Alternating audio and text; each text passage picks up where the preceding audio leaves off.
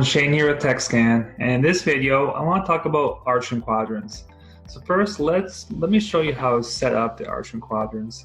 So we're going to go up to View and go down to where it says arcs and quadrants. Click on that and you'll see that if I look in View, that part will be checked off. And so what you're going to see here is that the T-scan actually adds a vertical line, which you see right here, as well as the horizontal line, which you see right here. So let's say you want to set up the arcs and quadrants to look at the teeth in the canines and forward, and the teeth in the premolars and back. So I can actually move this horizontal line forwards to try and maximize those contacts from canine to canine. So let's set it up right about there. And this is the only line that you can move. You can't move the vertical line, it's just the horizontal line.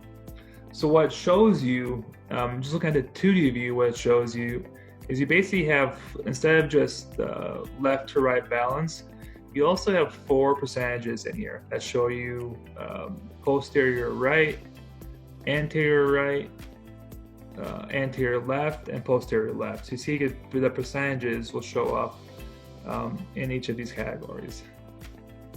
Now, if you look at the graph view, you'll now see that you have, instead of just the red and the green lines, which you see kind of blended in down here, you have 2 more colors. You have the blue and an orange line.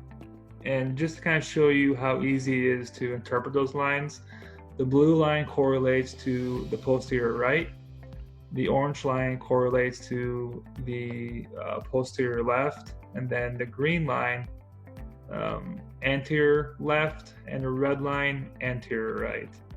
So you can use it to see if you have any forces that are higher in specific areas. So for instance, in here, the blue line's higher than the orange line. You should see the red and green lines be lower in this particular case in the multi-bite. But this means that there's more force on the posterior right than there is on the posterior left. Now, this is more commonly used in the excursive movements. And what's cool about this is, like, let's say like in this case, we're doing a right lateral. You should see this red line take over from the get-go on here. But as you're watching this, you see the posterior right is actually going up in force when it should be going down in force. And you also see that the posterior left, this orange line, hangs in play as well too.